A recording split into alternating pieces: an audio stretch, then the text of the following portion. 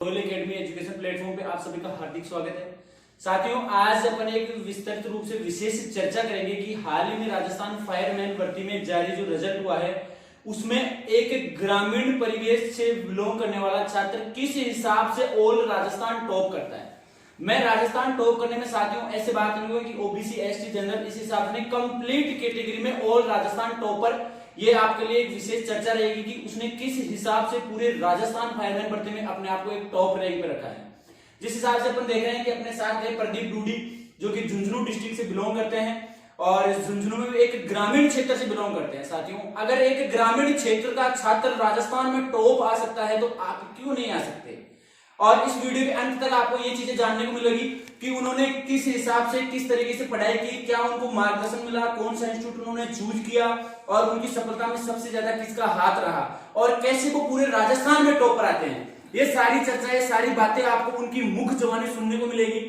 जिस हिसाब से आप बैनर में देख रहे हैं कि रॉयल एकेडमी ने जिस हिसाब से अपना परचम लहराया है फायरमैन भर्ती में, फर्स्ट रैंक है फायरमैन में प्रदीप कुमार जो कि मेरे साथ है, आपको मिल रहे हैं। सेकंड रैंक पे जो एएफओ की भर्ती थी असिस्टेंट फायरमैन ऑफिसर, उसमें है अपने तपेंद्र सिंह जी राजावत। और फायर रैंक में मैं बात करूं टीएसपी रैंक से तो अपने हैं प्रकाश मीणा और एससी से मैं बात करूं तो दिलखुश। साथियों, ये रॉयल एकेडमी के वो टॉपर है जिन्होंने फर्स्ट रैंक हासिल की है। फर्स्ट रैंक की मैं बात करूं तो फायरमैन और एएफओ भर्ती में। बाकी टोटल में सिलेक्शन की बात करूं तो टोटल सिलेक्शन है फायरमैन के टोटल 100+ है और 29 पोस्ट एएफओ की, उनमें 10 सिलेक्शन रॉयल एकेडमी ने दिए हैं। आज की विशेष चर्चा अपने प्रदीप डूडी के साथ रहेगी। वो आपको अपना परिचय देंगे और बताएंगे कि उनका क्या शेड्यूल था, कैसे उन्होंने तैयारी की, कौन सा इंस्टीट्यूट उन्होंने चूज किया। ये सारी चीजें अपन इस वीडियो के माध्यम से डिस्कस करेंगे। तो प्रदीप, सबसे पहले अपना परिचय दो कि आप कहां से बिलोंग करते हो और आपने किस हिसाब से ये सिलेक्शन की तैयारी की और आप फर्स्ट रैंक तक पहुंचे। सबसे पहले अपना परिचय दीजिएगा। सबसे पहले तो सर आपको बहुत बहुत बधाई। आप लोगों के मार्गदर्शन के कारण आज ये जो मुकाम मैंने हासिल किया है इसमें आप लोगों की बहुत बड़ी भूमिका है। मेरा नाम प्रदीप कुमार है, फादर्स नेम महेश कुमार है, गांव मेरा सेक्सर है, जिला झुंझुनू है। आप इनको बताइएगा कि आप एक ग्रामीण क्षेत्र से बिलोंग करते हैं और फिर आपने ग्रामीण क्षेत्र में किस हिसाब से आपको यहाँ पे प्रेरित किया गया है कि फायरमैन भर्ती होती है। सबसे पहले आप इनको बताइए कि फायरमैन के बारे में आपको प्रेरित किसने किया, आपने फायर का डिपार्टमेंट ही क्यों चूज किया। सर, जब लॉकडाउन लगा था उस टाइम पे मैं तैयारी करता था। अच्छा। ऑनलाइन जो ऑफलाइन जो कोचिंग थी वो बंद हो गई थी। लेकिन मैंने ऑनलाइन का बैच देखा तो मैं सबसे पहले जो रॉयल एकेडमी से ऑनलाइन बैच में हनुमान जी से उस टाइम पे जुड़ा। तो मैंने वहाँ पे हनुमान जी सर ने मेरे को बताया कि ऐसे फायरमैन की भी भर्ती होती है और उसके लिए पहले जाके कोर्स करना पड़ता है। तो उसके बाद मैंने ये कोर्स किया और ऑनलाइन जो कोचिंग है वो मैंने हनुमान जी सर से और उनके बाद में वहाँ पे। साथियों, जिस हिसाब से आपको प्रदीप कुमार ने बताया कि फायरमैन की भर्ती तैयारी करने के लिए आपको पहले किसी भी प्रकार का फायरमैन से संबंधित रिलेटेड कोर्स होता है वो करना पड़ता है।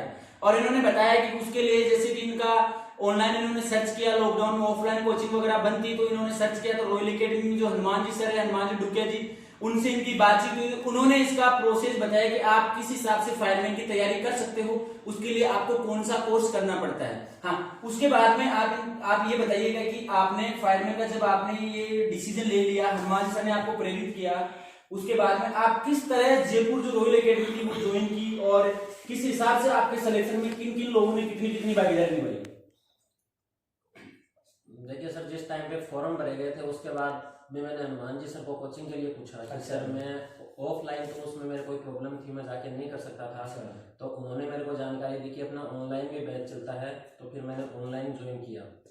परीक्षा होने के बाद में फिजिकल और प्रैक्टिकल के लिए मेरे को तैयारी करनी थी। तो उस टाइम पे मैं एकदम फ्री था तो फिर मैंने सर से पूछा कि सर आप लोग, तो सर ने कहा था कि हमने स्टार्टिंग से ही चालू कर रखा था फिजिकल प्रैक्टिकल का भी, तो लेकिन उस टाइम पे भी आप नहीं आ सके तो अब आ सकते हो। तो मैंने फिजिकल प्रैक्टिकल की जो तैयारी है वो हनुमान जी सर ने वहाँ पे बुलाया, वहीं पे उनके मार्गदर्शन में रहकर तैयारी की और मैंने बहुत अच्छा स्कोर प्राप्त किया। वर्ष ने बताया कि हमारी रॉयल एकेडमी में बातचीत हुई और ऑनलाइन इन्होंने बैच ज्वाइन किया। उसके बाद में फिजिकल प्रैक्टिकल के लिए इन्होंने ऑफलाइन संस्था ज्वाइन की। ऑफलाइन संस्था ज्वाइन करने के बाद में इनका इतना अच्छा स्कोर रहा।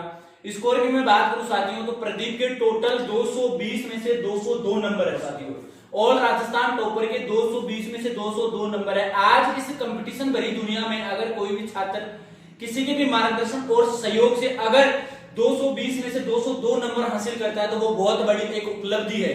साथियों ये चर्चा हम आपको इसलिए कर रहे हैं कि इनका जो संघर्ष है, जुनून है, वो चीज देख के आप भी प्रेरित हो और आप भी टॉपर्स में शामिल होने का प्रयास करें। मैं बताता हूं साथियों, अगर कोई भी युवा साथी अच्छे मार्गदर्शन में सही तरीके से मेहनत करता है तो अपना टारगेट बिल्कुल हासिल कर सकता है।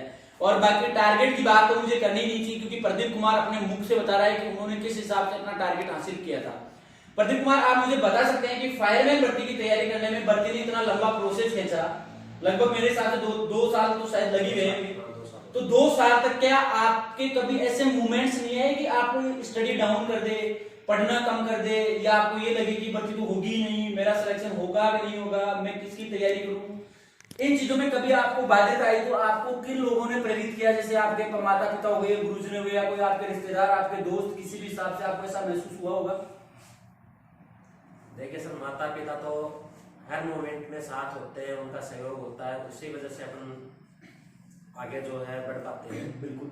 लेकिन इस भर्ती के अंतर्गत ये हुआ कि पहले तो एग्जाम डेट नहीं आई, फिर एग्जाम डेट आई, एग्जाम हुई, उसके बाद में जब हम जयपुर चले गए थे फिजिकल प्रैक्टिकल की तैयारी करने के लिए, उसके बाद में रिजल्ट नहीं आया, फिजिकल प्रैक्टिकल की डेट नहीं आई। लेकिन क्या है, सभी लगभग और कोचिंगों में भी था, लेकिन लगभग ने साथ छोड़ दिया था। लेकिन हमको स्टार्टिंग से एक ही चीज कही गई थी हनुमान जी सर की तरफ से कि जब तक आपकी भर्ती पूरी कंप्लीट नहीं होती है तब तक हम आपके साथ हैं। मेरे को जब मैंने ऑनलाइन बैच ले रखा था, मैं वहां पे जा नहीं पा रहा था, तब भी वहां से मेरे को अगर नोट्स की जरूरत होती थी, मैं सर को एक कॉल करता था, वो वहां से मेरे लिए नोट्स भिजवाते थे, कोरियर के माध्यम से, चाहे बस में रख के, कैसे भी वो मेरे लिए लेकिन नोट्स भिजवाते थे। इस भर्ती के दौरान उन लोगों ने, माता पिता ने साथ दिया ही दिया, लेकिन उन लोगों ने भी पूरी माता पिता की तरह एक हमारे गार्जियन की तरह हमारे साथ रहे, पूरी भूमिका निभाई। अगर वहाँ पे हमको धरना देने जाना होता था तो भी हमको वहाँ से कोचिंग से वहाँ से लेके वहाँ तक जाते थे। ये नहीं है कि भाई बच्चों को कोई परेशानी हो, पूरी भर्ती में उन्होंने हमारा सहयोग दिया। आप एक बार इतना बता सकते हैं कि जो इंस्टीट्यूट है रॉयल एकेडमी, उसका आपकी सफलता में कितनी भागीदारी है? सर, मेरे माता पिता हैं और रॉयल एकेडमी है, उनका बहुत मेरे इसके अंदर बहुत सहयोग है। बता रहा हूँ आपको, मैं लगभग 1 साल में घर से दूर ही रहा, हनुमान जी सर के पास नहीं रहता था। वो लोग रात को भी, ये हम हॉस्टल में रहते थे, वो लोग रात को भी ऐसे देखने आते थे भाई बच्चे क्या कर रहे हैं, सही तो है, खाना खा लिया, कहीं परेशान तो नहीं है, कोई दिक्कत तो नहीं है। अगर हम कभी बीमार भी हो जाते थे तो भी एक कॉल करते थे, उनके पास उनकी पर्सनल गाड़ी थी, उससे भी वो दिखा के लेके आते थे। कहीं ग्राउंड के अंदर फ्रैक्चर हो गया तो भी वो वहाँ से लेके जाते थे, दिखा के रूम तक छोड़ना, 2 दिन 3 दिन रेस्ट करना है तो भी वो संभाल के जाते थे। साथियों, सबसे बड़ी बात तो जिस हिसाब से प्रदीप आपको बता रहा है कि जो रॉयल एकेडमी के ओनर है मिस्टर हनुमान जी डुकिया, उनका मैं बहुत बहुत धन्यवाद देना चाहता हूं कि वो अपने जो छात्र है, जो स्टूडेंट है, उनके बिल्कुल हितैषी है। उनसे जो छोटी मोटी समस्या आती है उनको वो खुद अपने बच्चों की तरह, अपने छोटे भाइयों की तरह ट्रीट करते हैं और उनको किसी भी प्रकार की समस्या का सामना नहीं करना पड़ता। तो जैसे प्रदीप की जो मुख्य जवानी है, प्रदीप बता रहा है कि रॉयल एकेडमी ने उनका इतना सहयोग किया।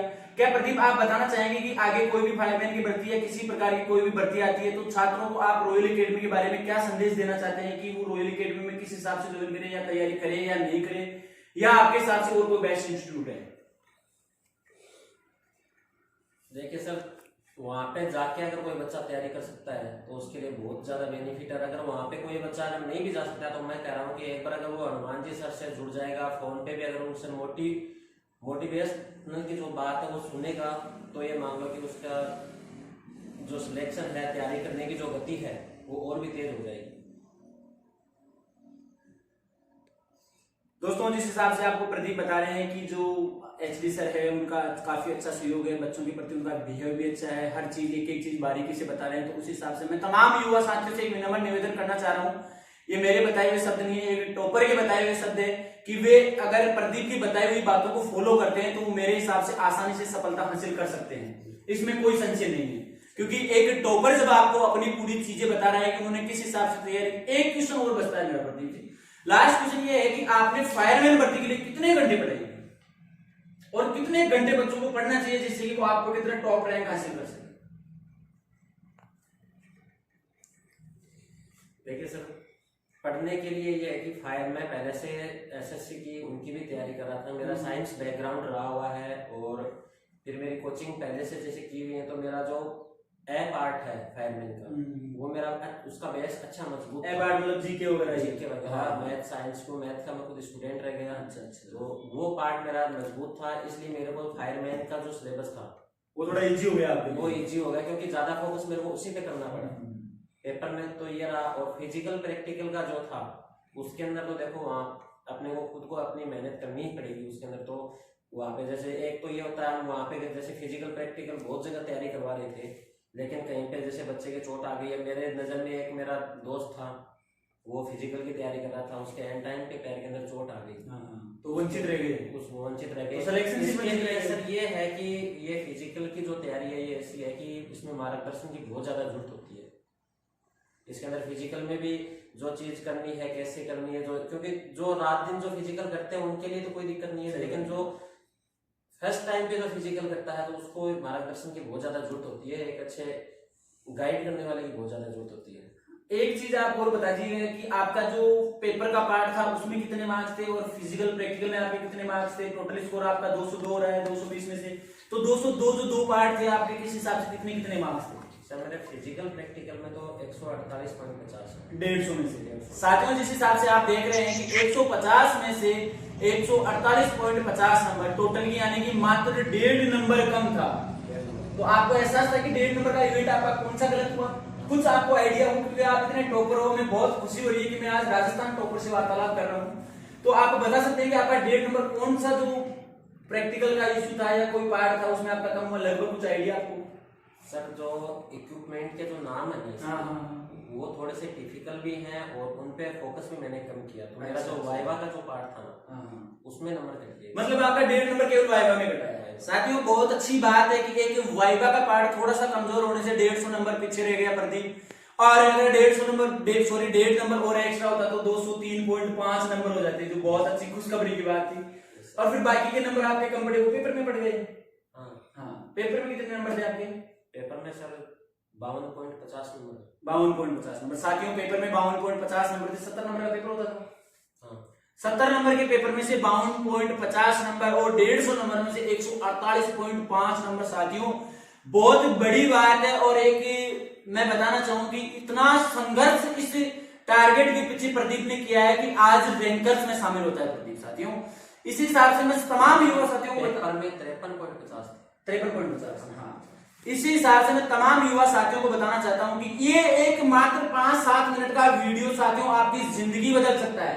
ये जो 5-7 मिनट का वीडियो है ये आपकी जिंदगी बदल सकता है, और आप जो अपना टारगेट ले रखा है वो टारगेट आप आसानी से प्राप्त कर सकते हो। तो मैं उन युवा साथियों से विनम्र निवेदन करता हूं कि जो आज कंपटीशन की दुनिया में अपना टाइम दे रहे हैं, टारगेट लेके बैठे हैं, वो एक बार जो प्रदीप ने तरीका बताया पढ़ाई का, अच्छा इंस्टीट्यूट चूज करना, अच्छे गाइडर्स मिलना, ये सारी चीजें आपके सिलेक्शन में बहुत भागीदार होती है।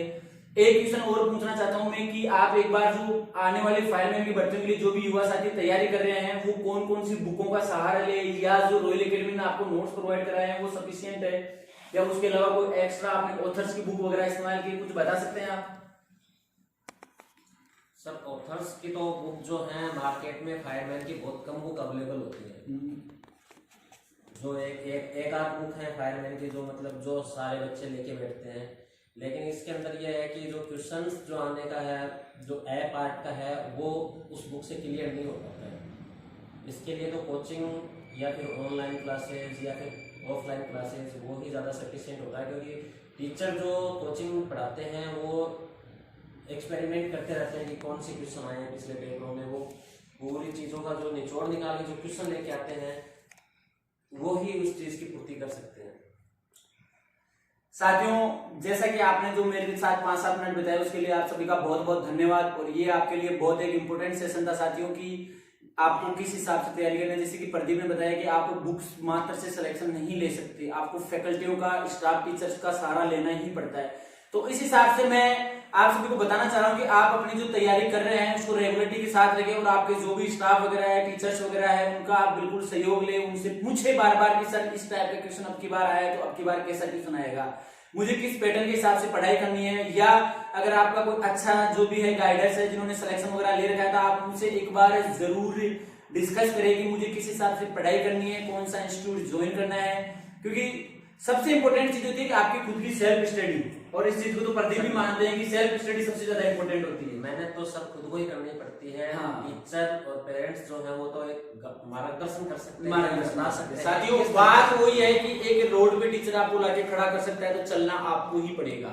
इस हिसाब से साथियों एक टॉपर्स की बात मैंने आपके सामने रखी, और इसी के साथ मैं आज का सेशन यहीं समाप्त करता हूं, और मिलते हैं अगले वीडियो में फिर नए टॉपर्स के साथ। क्योंकि जैसा कि आपको पता है कि रॉयल एकेडमी में राजस्थान फायरमैन भर्ती में अपना ऐतिहासिक परचम लहरा है, तो इस हिसाब से जिस हिसाब से हमें मौका मिलेगा हम आपके सामने टॉपर्स की कहानी लेके आएंगे कि किस प्रकार वो राजस्थान फायरमैन भर्ती में टॉपर्स बने। इसी के साथ आज का सेशन यहीं समाप्त करते हैं। तब तक आप सभी को प्यार भरा राम राम, जय हिंद, जय भारत। और एक बार फिर तमाम रॉयल एकेडमी परिवार की तरफ से प्रदीप को हार्दिक बधाई और शुभकामनाएं, जिन्होंने राजस्थान फायरमैन भर्ती में टॉप रैंक हासिल की। धन्यवाद सर।